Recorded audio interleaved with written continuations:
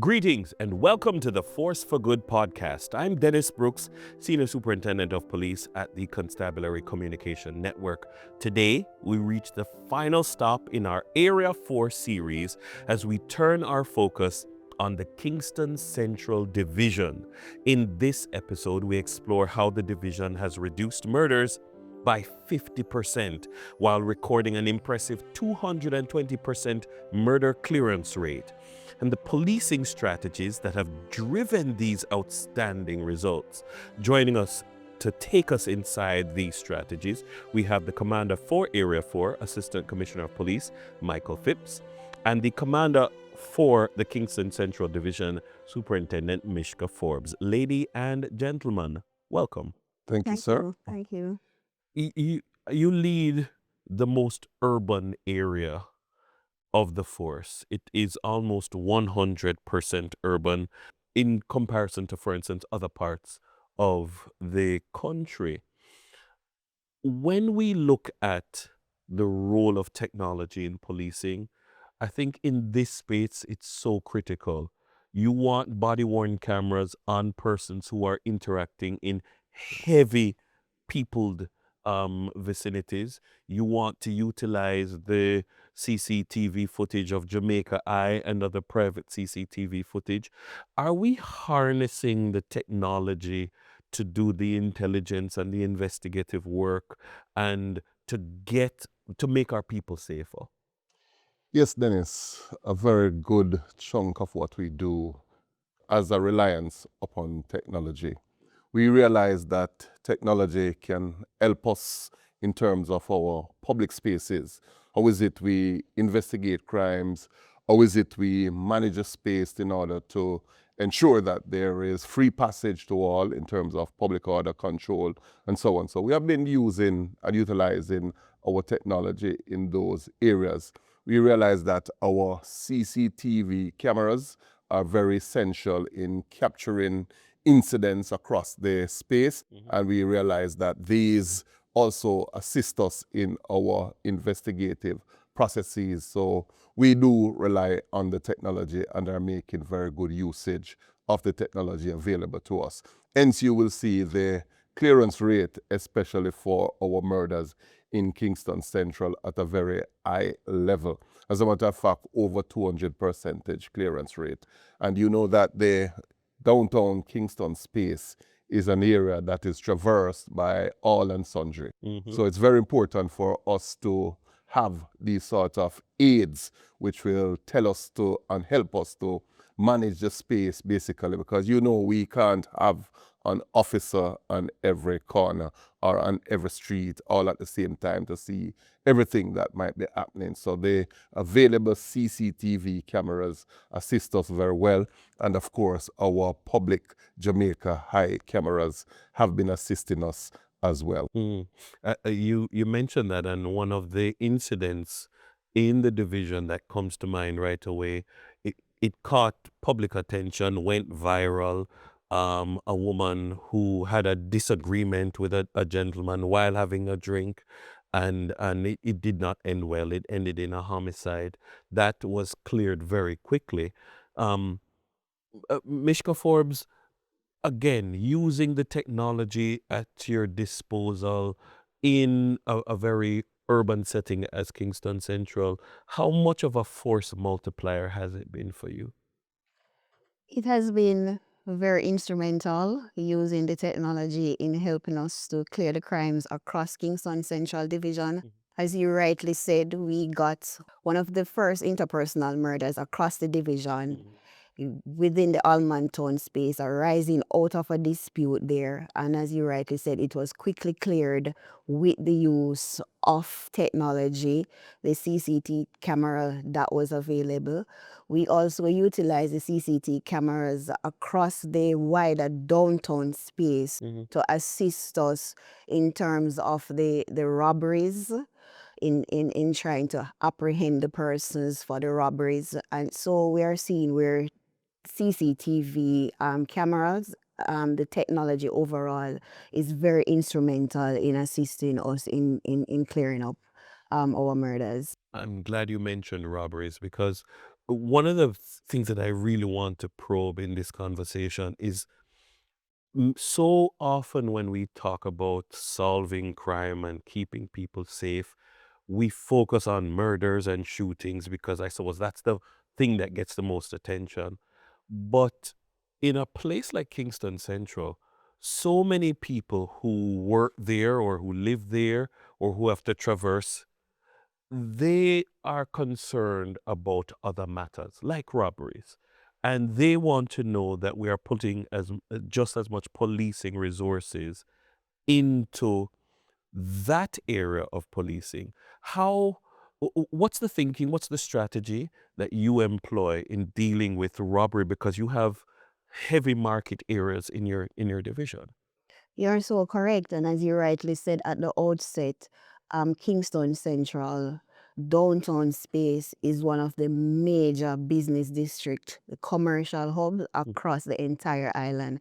And so you see thousands of persons traversing from all over this into the downtown space for work, for school, for businesses. And so our focus is on them to ensure they come into the space, they do their business or whatever it is they come into the space to do and get out safely. And so we utilize the technology within that area, the CCTV camera to assist us to police them, the Jamaica Eye through PCC. And we have a part of our space too that is also policed with the assistance from the CCTV monitoring center over there in Kingston Western Division. Right. Another part of the strategy in policing downtown Kingston, we saw where we were having what we would say we were on par in terms of the robbery numbers last year and this year, and so we went back to the drawing board where that is concerned. We collaborated with the Beat Officer Patrol Division out of P-Steb, and so we had an increase in the numbers in terms of deployment across the space to ensure that the commuting public are safe in downtown Kingston. You know, ACP, I remember some years ago doing some work in Kingston Central, and I was just there at Central Station in time to see a young man being picked up, a notorious pickpocket. And the thing that was funny, unfortunately, was that he was picked up in the same clothes that he was in prior to being picked up the last time. And what they found was that he, they arrested him, locked him up, and by the time he got out, he didn't even go home to bathe. He went straight back out and started picking pockets again and was arrested once again, which speaks to almost some of the career nature of some of these persons that you have to deal with. Um, and people don't realize how much policing work goes into keeping people safe on a daily basis and protecting them from people like this. Yes, true. And we theorize that it's just a small group of persons who are carrying out these robberies. Yeah. And so our focus, as I said, we would have strategized earlier, but we are still not very satisfied with the result. We want to see the numbers going down even lower. And so we have gone back to the drawing board, and very shortly we'll be rolling out another initiative that we hope will see further success in terms of the robberies, the decline in the robberies. And what we realize, it's part of a syndicate, you know. And so they work together, they watch the police in the space. And so we realized the police would be standing at point A at any 1 minute. And as soon as they move, that is when they pounce upon the unsuspecting victims. And so at this point in time, I would want to appeal to the persons coming into the downtown space, notwithstanding us putting the resources in place to try to keep them safe. Some amount of target hardening. We would want them, when they come into the space, come in with less valuables, because the phones, I know persons walking and talking on the phones in the space, persons with valuables such as jewelry, expensive jewelry, the chains, watches, and so forth. Yes. And so we would want to ask the public, members of the public, when they come in with less valuables into the space. Definitely. Let's turn our attention then to one of the headline stories, the success in terms of murder reduction.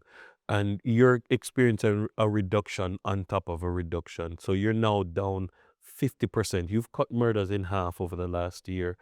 How have you done it? Well, we are at 6 months within the year, Mhm. and so we have cut murders in half, as you said. At this time last year, we were at 10 murders.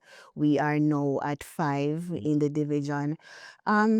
It's hard work. It's not easy, right? It's a multiplicity of strategies, and the focus deterrent strategy is one such that we employ, right? While we are not seeing a lot of the gang violence, we do have the interpersonal conflicts that we realize that can contribute significantly to our murder tally within the Kingston Central Division. And so our focus has been on getting rid of the offensive weapons. And so we would have implemented Operation Blade, which started last year, but we have ramped that up where we remove the knives, where we go after the offensive weapons, so to speak, as we adopt a zero tolerance approach to persons carrying offensive weapons within the space. What also happens, we respond very quickly and decisively to the various disputes. We have them playing out among members of gangs. So while they are not involved at this point in time with the regular gun violence, we see a lot of disputes among them. And so we get on top of those very quickly. We bring them in, we talk to them, we arrest where we need to arrest. And so those are some of the strategies that we have been employing. We have also been doing our interventions in terms of our going into the communities, speaking with the persons at our widely publicized meetings and other community meetings in terms of how they resolve their conflicts. We have taken in some of our partners, the domestic violence on these the domestic violence unit on these meetings, persons from the Dispute Resolution Foundation, because we are trying to curtail the domestic related murders. ACP, I have stood on many a corner in Kingston Central at many a spot meeting and on whether it's from several previous commanding officers. They've invited member of parliament and opposition spokesperson or opposition caretaker, and the prevailing dark cloud was this whole dark side genocide and this whole thing of gang violence and this side tit for tat. At one point in time, I think there was 20 odd people murdered in our small space. And now, Mishka Forbes is telling us that we have 5 murders since the start of the year. Kingston Central is one of the safest places in the country statistically for murder, because the lowest is what, maybe 3 in Portland. Kingston Central is now doing Portland type numbers. I mean, how happy are you to see that? Well, I am indeed happy, and I will tell you here and now that I started my policing career in Kingston Central Division, and I tell you, Kingston Central is now a changed place. And this is due largely to the community engagement. You know, we have the Project Star in the community now. Yes. And of course, we have a Zozo. In the year 2024, we had basically no murders in the Zozo for Kingston Central. So you have seen there and then a shifting in the dynamics of the particular division, and Kingston Central continues to show reducing numbers year on year. And this is something that we really encourage and we hope for it to continue. But the truth is, we could not have done it without the existence of Project STAR and other community leaders who have assisted us in our quest. And of course, our JDF partners who work within the zone of special operation have been doing a tremendous job, and we are seeing the desired results. So we hope for this to continue. So we'll continue with our engagement of the communities. And of course, we will do what we have to do in terms of the persons who still believe that they must be a part of a gang, or persons who believe that they must still try to perpetrate and influence crime. So those persons are being given the necessary attention. But the good people in Kingston Central ought to be commended for their work and efforts. Superintendent Forbes, in many respects, then your story is a story of partnership, reaching across and pulling people together. It's not just about the hard policing, but it's about building relationships. And you seem to have been doing that very well, again, with the NGOs and the community groups and etc. Yes, we have been. It is very important, as ACP mentioned, the various partners that we have been partnering with. We have been partnering with members of the church. As he said, the Project Star persons have been coming in, and what they have been doing, they have made in terms of social transformation within the space. So they have targeted the youths at the grassroots within the space in terms of education. As we all know, a good education is very important to get persons to understand and resolve conflict, right? And when persons are educated in terms of job, they are able to find meaningful ways of employment and steer them away from a life of crime. And so the partnership is very important. The partnership with the persons of within Kingston Central, the residents themselves, has been very good. They have been very cooperative, and when we walk through the space, they are very happy with what is going on, and they don't want to see Kingston Central going back to a time where they're unable to enjoy their community. And so we also have peace initiatives. Earlier this year, we even had a Peace Cup football match involving the police, the JDF. We have the persons from Parade Gardens and up by where we call Rose Garden Spoilers. One time in the past, they were like oil and water, you don't cross. And we were able to have them come together earlier this year for that Peace Cup, and everybody just love the peace that they are now enjoying, and so they are contributing to that. Indeed. ACP, you lead an area that has seen, 24.5% reduction in murders, 25% reduction in shootings. Your overall reduction in major crime is up into the teens. What's the vision then going forward? Because it can't be about sitting on your laurels and enjoying the success. Not at all. What I will tell you here and now is that Area 4, over the past years, I've seen constant reduction in our number of crimes, especially our murders. We want to tell you that this was not achieved by accident, but we know that we had deliberate strategies that were geared toward reducing the numbers. We know that we have a very serious gang issue. We have to be harnessing the intel products to help us to identify who are the main perpetrators of crime, what are the issues that give rise to crime, and these are things that we deliberately target. So we know that going forward, we will have to do this and even to improve on it some more. So these are things that we really plan to do, because we believe that Area 4 has been a better place than what it used to be, and we want to see it even getting much, much better. Indeed. You plan to come back for the Crowning Era Sports?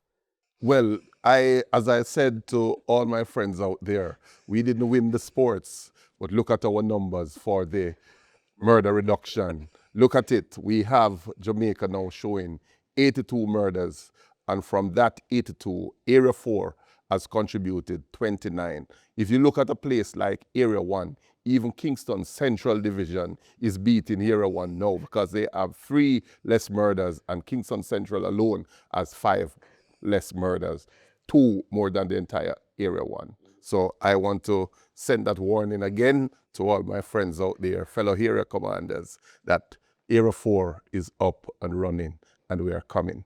Indeed. Thank you very much, sir.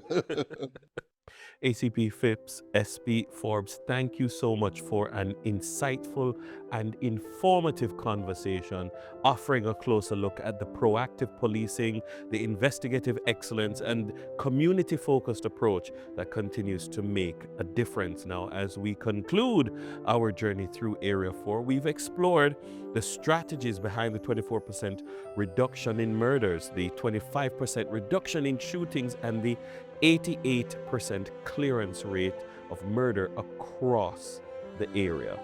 From targeted initiatives like Operation Blade and Operation Iron Shield to revitalizing neighborhood watch programs, this series has highlighted the power of intelligence-led policing and strong partnerships and, of course, effective leadership. This has been the Force for Good podcast.